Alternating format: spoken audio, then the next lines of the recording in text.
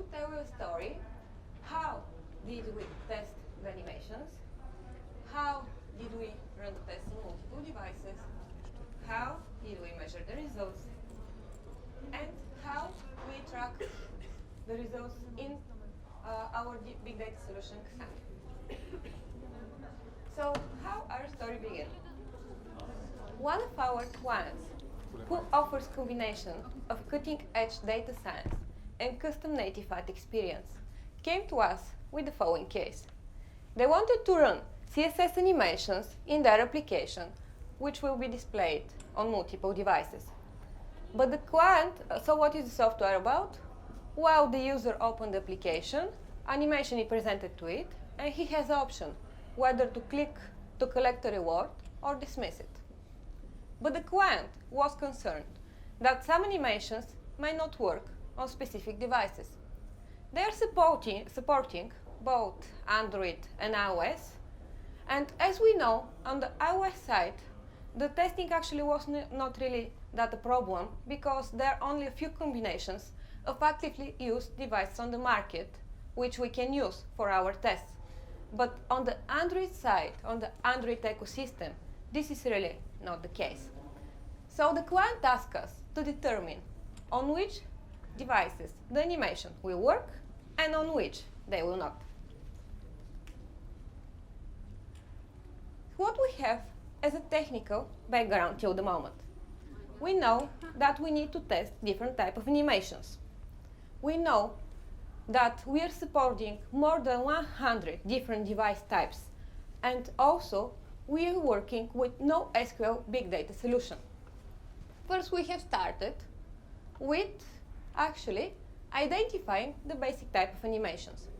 We have started analyzing and researching the animations provided by the client, and also the ones which we can discover over the internet. We have been able to identify around 70 basic animations which we should use in our test cases. So far, so good. But how we can pick and identify the devices on which we should run the tests? First, we have started searching for statistics from the Google Play Store for the devices connecting to the store in the last month. Yet, that still was not solving our problem, because performance analysis and testing by instrumentation in track B Extreme programming and in track C Animate and Automate. Yeah, that one. Okay. So, we have started searching for statistics from the Google Play Store for the devices which has been connecting in the last month.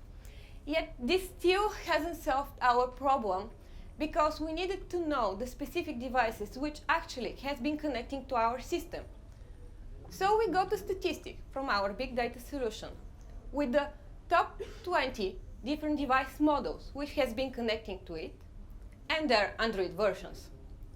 Okay, but we still needed to have in mind the CSS animations are displayed in a web view, and each vendor has his own web view on which he's also making their own changes and fixes.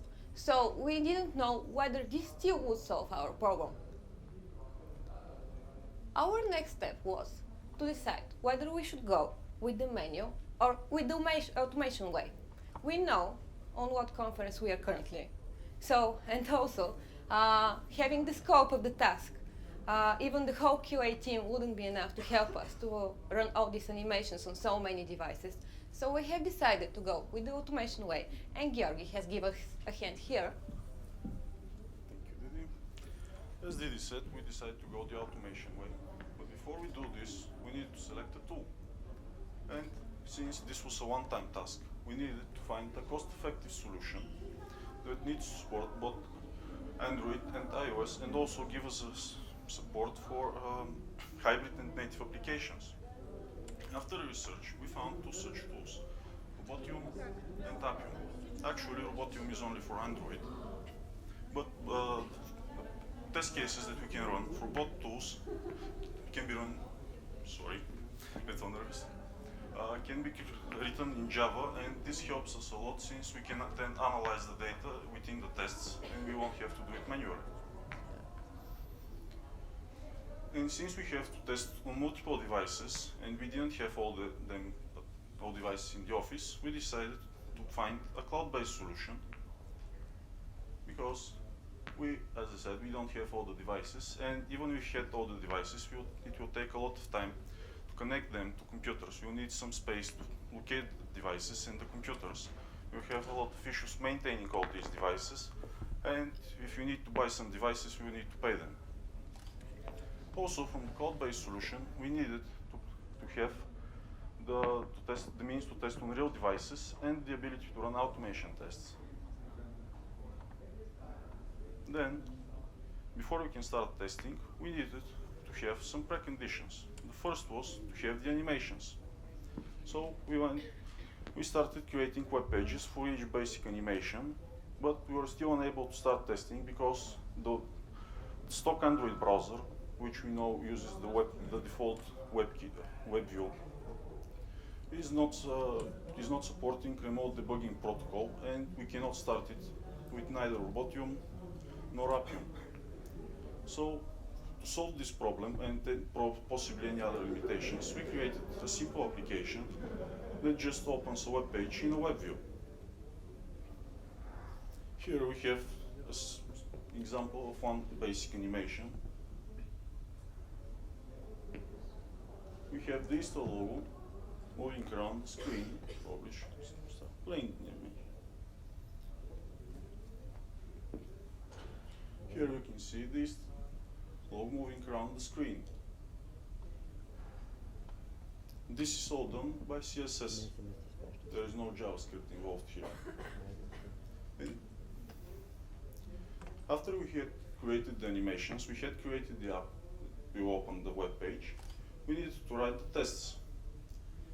First, we created a script that will track the element's position on the screen every 20 milliseconds and log the data. But after running a couple of tests, we saw that we were not getting any results. We took a deeper look and we found out that there was a huge delay when sending the command to the device and receiving the response where the element was. And in fact, it was around a second and a half for Robotium. And we decided to give Appium a try also. And there, with Appium, the delay was about a second, but since our animations were working for only half a second, we were still unable to find to record any positions. What we did was start thinking again, and at one point we thought we can use JavaScript to locate the element on the screen. So our script was doing almost the same. We needed to get the element's position on the screen, so we used getBounding client rect to get the coordinates of the screen.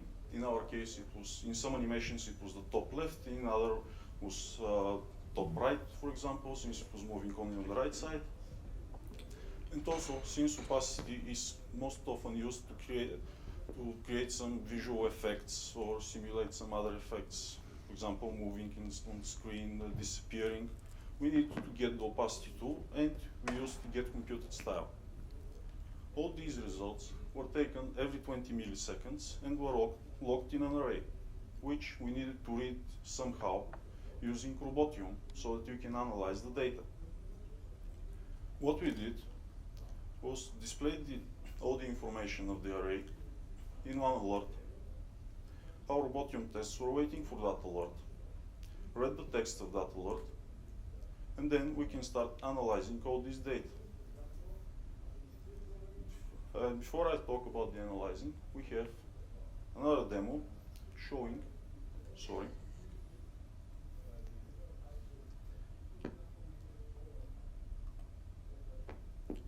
you show ISTA logo coming in from on the screen and then going out of the screen after it's being clicked. And on top of the screen you can see the X and Y coordinates changing, as well as the opacity, since we also changed, in this case, the opacity of the element. But it was not seen since it was a picture. Then, to analyze the result, here, actually, sorry again, you can see our whole path, how we went from giving the problem to the solution. Next, as I said earlier, going to analyze the result. How we did this? Before we can start analyzing all the results, we needed to remove all identical points that we had recorded, since there are no movements in these points. Then, because our animation was running for half a second, and we will track each position on the screen every 20 milliseconds, we should get 25 positions, 25 different positions. But since JavaScript is not run asynchronously, it means that the timer is off by a couple of milliseconds usually. So we decided that if we have recorded 22 points or more, the test passes, and if we had below 22 points, the test fails. Then we started seeing some defects. On Android 2.3, we saw that for two animations, rotate X and rotate Y, the tests were recording only 5 positions. We looked at these animations, and we saw that the element on the screen just flickered but did not move at all, yet the JavaScript was recording movements. Also, since this is a CSS animation, and there is an event in JavaScript for when the animation starts and when the animation ends. These are animation start, actually there are animation start and animation end. We waited for the animation end event to see if the animation event happened. To our surprise, this event was actually fired. So we obviously have some problems with these, and you won't use these animations on this device. Also, we saw that Translate Z and Perspective, which are 3D animations, we are not recording any movements for these animations, and the WebKit animation end, since it was in a web view, it's obviously WebKit, then the event was not fired at all. We didn't even have the animation start event, neither the animation end event. And after that, we also needed to test some videos, and Didi will tell you more about this. As we have mentioned, currently, our ads are displayed in a web view. This gives the customer the ability also video commercials to be played in the application as well. So far so good, but how we can track that the video is playing smoothly, how we can be sure? Here, actually, a little help provides us the different attributes and events that we can use. We can track whether the video has started, whether the video is currently playing, whether it has been paused, whether it's ended, the duration, and the current time. We're having in mind the duration of the video, and after that, on several equal partitions of predefined period, let's say from 1 to 10 seconds, we are checking whether the video is currently playing or not. At the end, we are analyzing the results. One of our last steps would be that we should check that our ads, views and clicks were actually collected, tracked in Cassandra. So how we can connect to Cassandra? And I guess you all know this, Cassandra. And actually, if you're laughing at this, you're definitely born in the early 80s.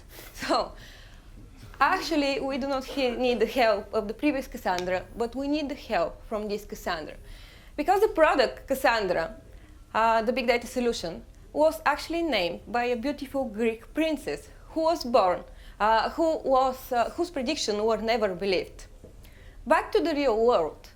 Cassandra is, as some of you probably know, SQL big data solution, which is a non-relational and distributed database environment. They're often referred as big data, and they have become the first alternative to the relational one. But how we can connect to Cassandra?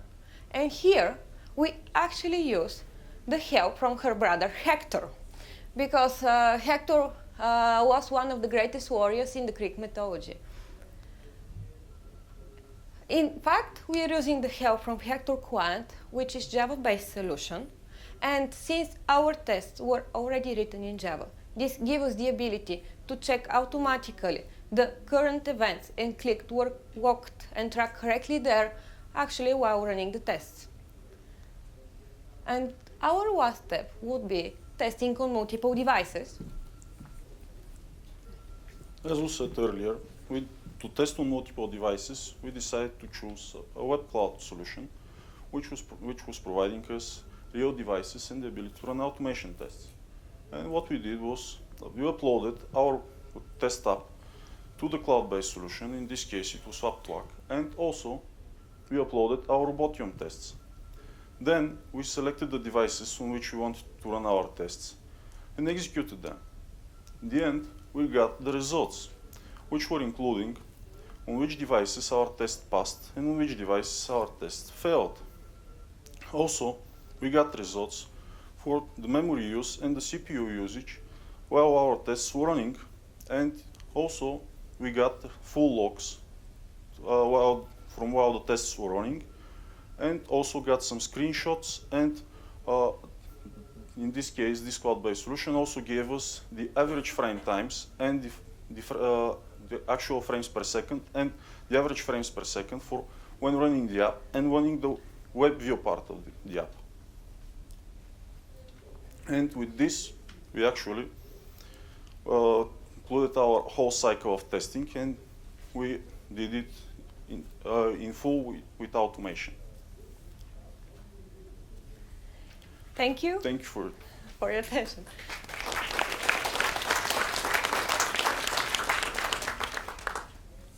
And now it's time for your questions. Sure. Yes? What's the cloud-based solution which you are using to use all those multiple devices? It was Uptwak. How did you get the 20 most popular mobile devices? We talked with our client and asked them for the devices that their users actually used to connect. And we also got the versions of the Android versions there. Was the painter you? No, it was our manager, actually. Do you have a completely continuous integration?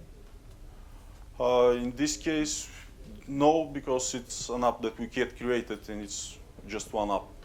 It's not evolving at all in this case. How do you handle the I think. Okay. How do you handle the history of your runs and collecting the results? All the results that when running on the cloud, we receive the results by date, and we have the exact time of running the tests and the full logs. Do you care about different time of the day in which the tests are executed? No.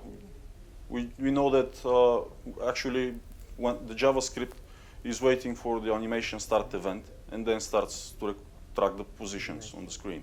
Yes, it's about a single application without services. No, there are no services There's in no this case. performance. Which one? Well, we needed just to prove on which devices this was running. And then we also had to test the more complex animations, and one of these complex animations was the second demo. Did you consider Calabash Android where you can evaluate JavaScript and have Java developers and you use No, the reason we chose Robotium was that during the time that we created the tests, Uptwak was only supporting Robotium. Yeah. Nowadays, they're also supporting Calabash and Appium, so we can probably do it this way. Did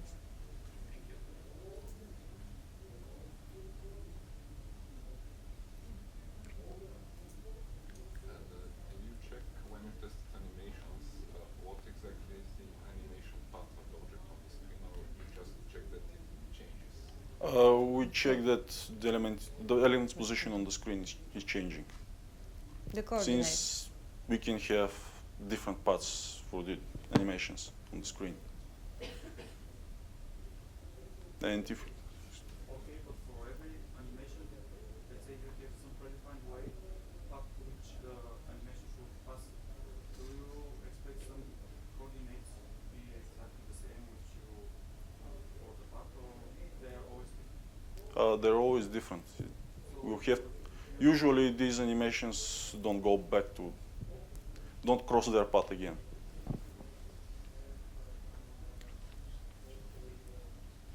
And even if we have some crossing and some matching coordinates, there will be just 2 or 3 in best case. And just Are the because you coordinates didn't. relative to the screen size of the Can you speak louder or give me the microphone? thanks. Are the coordinates relative? For the animations? Yes. Actually, we don't even care since we can get the negative coordinates. Thanks. I just wanted to ask, do you accept this automation? Did you complement it with some manual testing, how exactly these animations look from user's perspective, because the automation doesn't really check all of that? Some devices that we had in the office, we also looked at it since we got the device on our computers.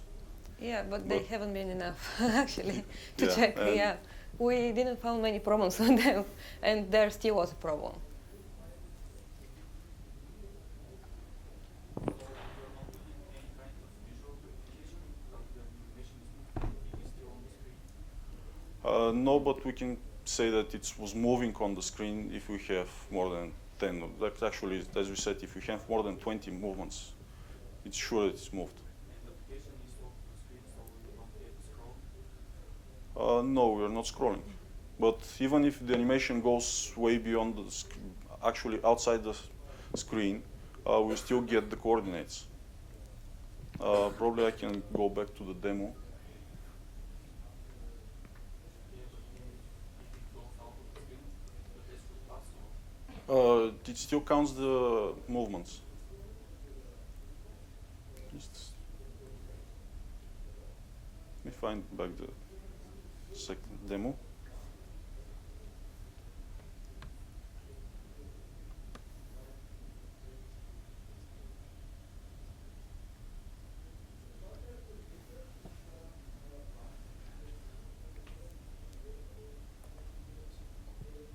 Not sure if you can see this, but we have, when the element goes outside the screen, we still continue to get movements on the Y position. In some cases, we even had coordinates that were starting at minus 3,000.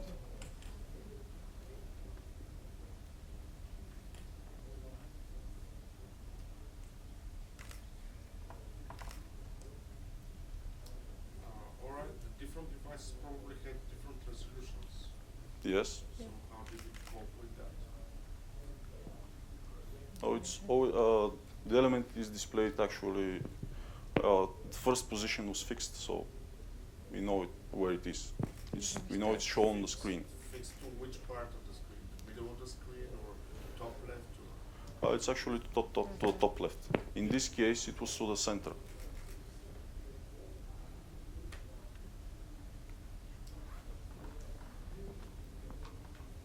But even if we can't see it on the screen, if we look at the device and we don't see it at the screen, we can change the coordinates easily. I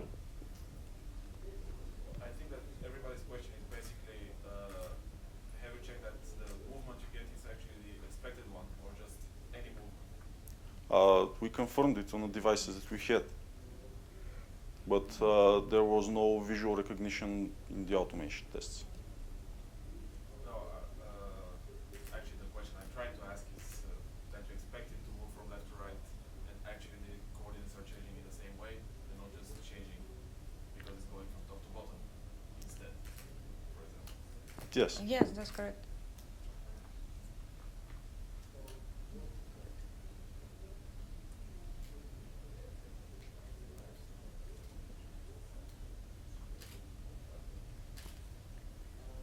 Okay, some more questions? Well, yes, not? Okay, thank you once again. Thank you. Have a nice